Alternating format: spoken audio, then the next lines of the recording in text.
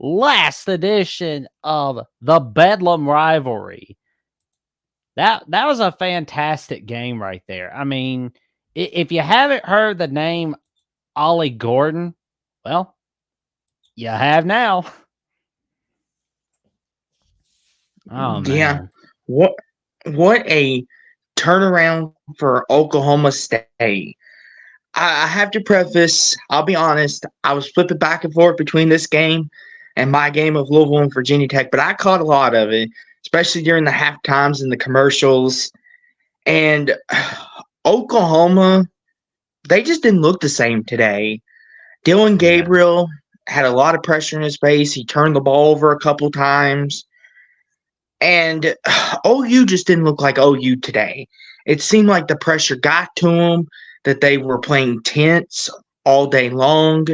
And I feel like for me, Oklahoma had a big chance here to show the world, hey, let's show the world, hey, we're legit contenders, not only in the Big 12, but still to make the CFP. But they blew it. It's done. It's over. As for Yeah. the Big 12, they could still possibly win if they get some tomfoolery to go their way, as we like to say around here, because it happened with Utah last year in the Pac-12, which we'll get to the Pac-12 later. But Oklahoma can still make the Big 12 championship, but it's going to be extremely difficult because they do not hold any tiebreakers except over Texas, and it seems like Texas ain't going to drop any games anytime soon, but it would be the Texas Well, thing to do. well, they could drop one at Lighting TCU the way for or all SUVs to follow. This is they could drop one against Iowa State or TCU. I mean, they have been known to trip up some places, like you said. That is true. But, we're going on about Oklahoma. I had given my love to Oklahoma State. After they lost to South Alabama, a lot of people, including myself, kind of wrote them off, said, is it maybe time for Mike Gundy to think about maybe retirement, not fire, but retire? He's been there a while. Maybe it's time for Oklahoma State to adapt to a new system, and lo and behold, here they come. All of a they're all of a sudden in Big 12 contention, and maybe even an NY6 game if they can continue to win out the way that they're going. And like you said, Jackson, Ollie Gordon, I mean, where's this man's votes for the Heisman? Because if I was a voter, he'd get all my votes at the moment. I know that's a quarterback driven award, but let's give some respect to Ollie Gordon. That dude is a monster. I wouldn't want to try to tackle him. That's all I got to say on that. No, I mean, it was a ballroom blitz for Ollie, man. I mean, he had 137 rushing yards and 2 TDs. And I mean, Alan Bowman, even though he didn't throw any touchdowns today, he had 334 passing yards, 28 of 42 completed passes, and he had 1 rushing touchdown. How about that? I mean, amazing. Yeah. And you know what makes this even sweeter, Jackson? I know you're going to get into this in just a second, but I bet you Big Noon Kickoff and College Game Day are looking at this and saying, shoot, we should have picked this game. Why did Yeah, we you pick Bama should. LSU?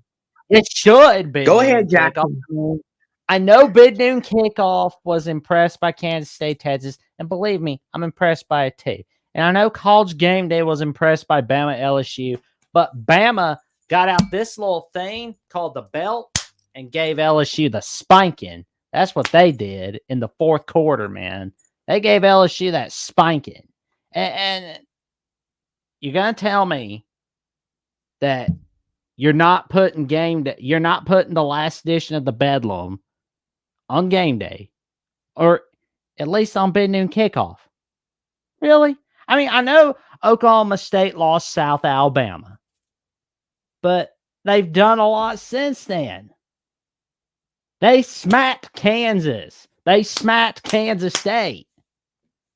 Oklahoma's been magnificent, although they did lose to Kansas, but still, Kansas is not your daddy's Kansas where they were looking pitiful all the time. This is the last edition of the Bedlam, where both teams were in a 5-way tie for first place. And if Oklahoma State won in Stillwater, they were going to have the last laugh, and Oklahoma's going to be knocked out of playoff contention. There you go. Mm-hmm. Yeah, I agree, Jackson. I just think, media's perception can be kind of turned because that South Alabama loss does not look good. And it doesn't. I don't think me or you are going to sit here and say, oh, that's not a bad loss. That is a bad loss. You're at home and you got trounced. You can't let that happen. Yes, but we also have to take into account, look at what Oklahoma State has done since then. They've beaten West Virginia. They've beaten Kansas, beaten K-State. And they keep rattling wins off one after the other after the other. And they seem to get better and better as the days go along. And Mike Gundy was left for dead by all of us, including me. And here he is. He just beat Oklahoma in the last edition of the Bedlam. All the momentum going in his way. Look out. Oklahoma State is on the rise back up. And could they put in? Go ahead, Jackson. I just hope that Oklahoma State doesn't slip up against Central Florida next week, because they're going to Central Florida next Saturday, and knowing Central Florida, they can be that perfect trap game when need be. I mean, nobody talking about Central Florida. That means they will pull off an upset in some way. Not saying it'll happen, but that's just how it is when you go against a Gus Malzahn coach team. Yeah, and from Oklahoma's perspective, they're going to look to bounce back this upcoming weekend. Hopefully they can get it done, but they got Old Country Roads and West Virginia. Yep. Neil Brown looking really good right now. They had their bumps in the road, but it seems like they figured it out, and here they come now.